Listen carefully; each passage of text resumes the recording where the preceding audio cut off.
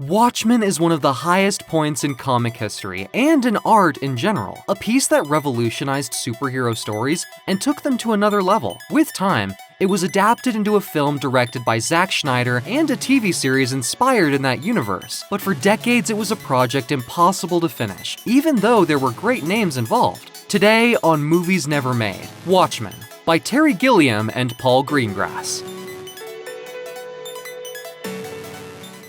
In the beginnings of the 1980s, British screenwriter Alan Moore was one of the new referents in the comic industry, thanks to his shocking yet personal works such as V for Vendetta and his reinvention of Swamp Thing, DC Comics' classic character. In his work, Moore showed his ability to tell entertaining and inventive stories that leave you thinking, and with strong political and social elements. But he gained recognition when he joined comic artist Dave Gibbons and both created the limited series Watchmen. Through 12 numbers published by DC between 1986 and 1987, they presented a Uchronia in which two groups of superheroes exist in real life: the Minutemen, taken from the 40s, and the Crime Busters, taken from the 60s forward. The story takes place in the mid-1980s and shows the United States in the middle of the Cold War with the USSR, with Richard Nixon still in office. In this context, one of the most emblematic and sadistic crime busters, the Comedian, is killed. Another member of the group, Rorschach, starts investigating who did it. During the course of the story, we get to know the rest of his colleagues, who are now retired due to a legislation that bans superheroes. Daniel Dreiberg, who brings justice as Night Owl II,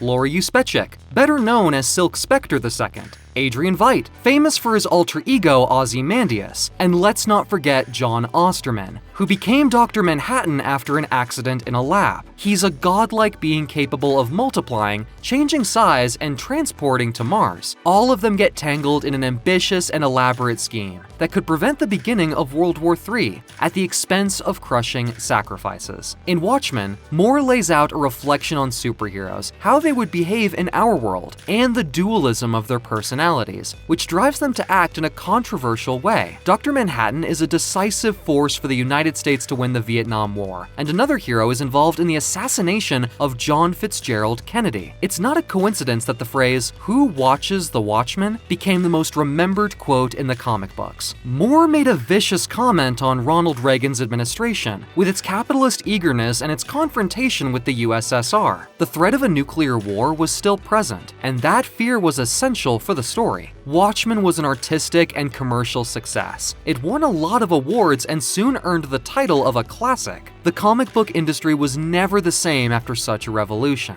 When the cinematographic rights were acquired in 1986 by producer Lawrence Gordon, fans became skeptical. On the one hand, Hollywood showed the chance to adapt spectacular sequences, which would make the public cheer, but on the other hand, people were afraid of how the source's adult content was going to be handled, specifically regarding the sex and violence. Watchmen was a very violent comic book. In one of the scenes, the comedian shoots a pregnant woman. Daniel can only get aroused with Sally when they are in their costumes, just to name a few examples. Another detail was that comic adaptations weren't at their best in the middle of the 80s. Superman sequels hadn't been receiving good reviews, and it wasn't until later that Tim Burton's Batman premiered. Gordon didn't let that discourage him, and alongside his colleague Joel Silver, he started working on the project for 20th Century Fox. At first, they called Moore to adapt his own material, but he refused, so they decided to call Sam Hamm, a screenwriter with little experience but a lot of knowledge on comic books. He wrote the already mentioned Batman for Tim Burton. Hamm's task was challenging, but he managed to condense the story into a script worth filming. Among the most significant changes was getting rid of most of the Minutemen and completely alternating the ending. In this version, Ozymandias convinces Dr. Manhattan of traveling back in time to stop himself from ever existing,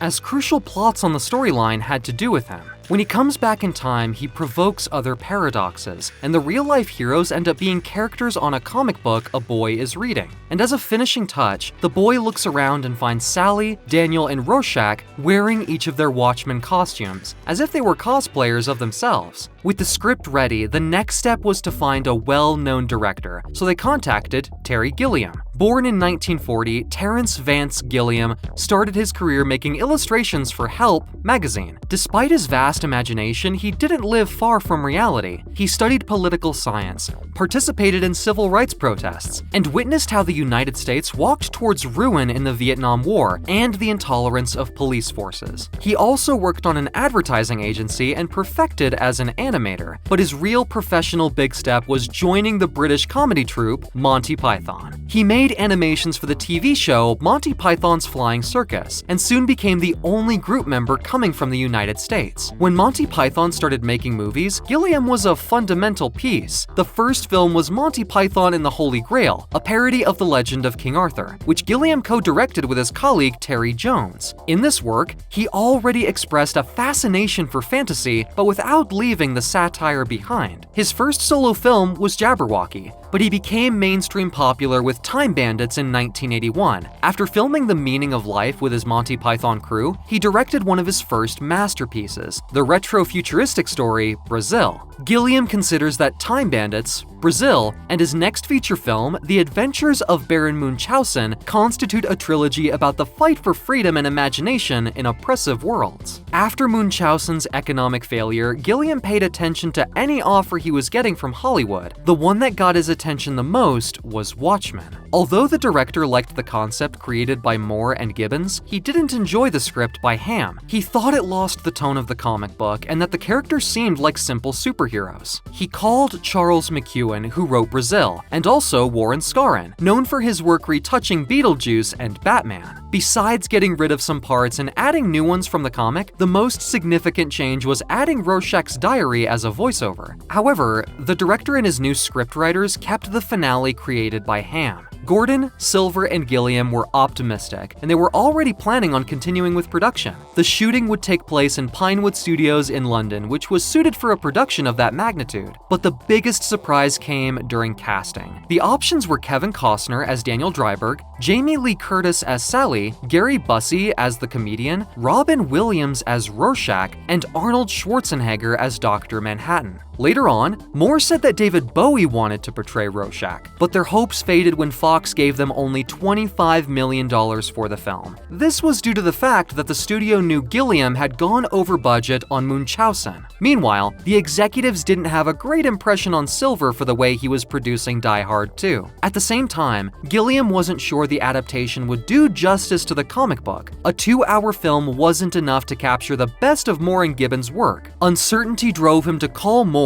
and ask him how he thought was the best way to adapt Watchmen. The author's response was categorical: don't adapt it. In view of such an uncertain outlook, Gilliam decided to step aside. By 1991, the production of Watchmen came to a halt, and Fox handed over the rights to Largo Entertainment. But seeing that not much was happening in Largo either, Gordon re-bought the rights from Fox and took the project to another company. Next stop was Warner Bros., who seemed determined to finish the movie. Gordon called Gilliam once again, who had a huge success with The Fisher King. The director still thought that a movie wouldn't be enough to stay true to the comic, and that they should consider adapting it into a 5-hour miniseries. But Gordon was determined to make it a feature film. As for Gilliam, he went on to direct 12 Monkeys. The adaptation of Watchmen was finally set in motion in 2001. Gordon signed an agreement with Universal Pictures and hired screenwriter David Hayter, a video game actor, who had recently written the first X-Men movie. It was verbally agreed that Hayter would direct the movie, and he admitted having Moore's blessing. The script was approved by Gordon and Lloyd Levin, another producer who had joined the project. But before they could get ahead, the production moved to Revolution Studios, as there were disagreements with Universal. Then, in 2003, Hayter shot test footage for one scene, the re-encounter between Daniel and Rorschach, who tells him about the comedian's passing. Ian Glenn played the role of Daniel, whilst Ray Stevenson portrayed Rorschach. Hayter was ready to shoot the entire film, which would take place in Prague. According to him, it was the perfect moment to shoot Watchmen. The American spirit was down after 9/11, and an apocalyptic atmosphere filled the streets. But once more, the project was halted, when Revolution decided to stop supporting them financially.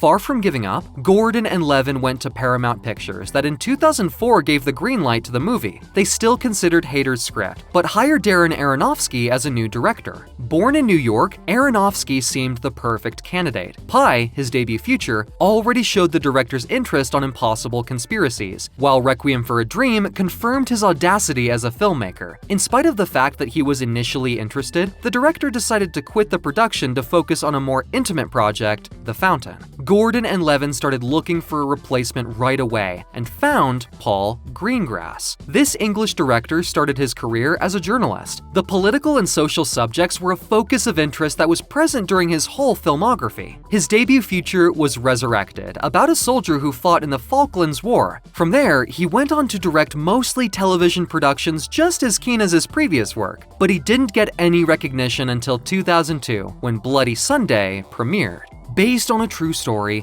it shows a protest in Northern Ireland, which culminates in a massacre. The documentary style, with a lot of handheld cameras, captivated Hollywood, so they soon called him to direct The Bourne Supremacy. Here, Greengrass demonstrated to be capable of adapting his style to a huge budget film without giving up his visual power nor his rebellious spirit. When he was called to direct Watchmen, Greengrass already was a fan of the comics and had a clear vision of what he wanted to do. First, the story wouldn't take place in the 80s, but in the present. The filmmaker found inspiration in the contemporary president of the United States, George W. Bush. He thought Bush and Reagan shared some similarities, so a change in the era could work. Of course, keeping in mind the concept of a comic and the idea of a world like ours, but upside down. The director also wanted to alternate pieces of news to give it a more realistic documentary-like effect, an original approach in a superhero movie, since Christopher Nolan's Batman Begins wasn't even made yet. Production finally began, and designer Dominic Watkins was put in charge of the first concept art. Just as in Gilliam's version, the shooting would take place in Pinewood Studios. Watkins was thinking about rebuilding parts of New York there. Meanwhile, the special effects team was making tests for Dr. Manhattan, as Greengrass was concerned about the authenticity of the effects. He didn't want to overuse digital technology. As for the cast, Greengrass also had some promising ideas. Joaquin Phoenix as Daniel, Tom Cruise or Jude Law in the role of Ozymandias, Hilary Swank as Sally, and Ron Perlman for the comedian.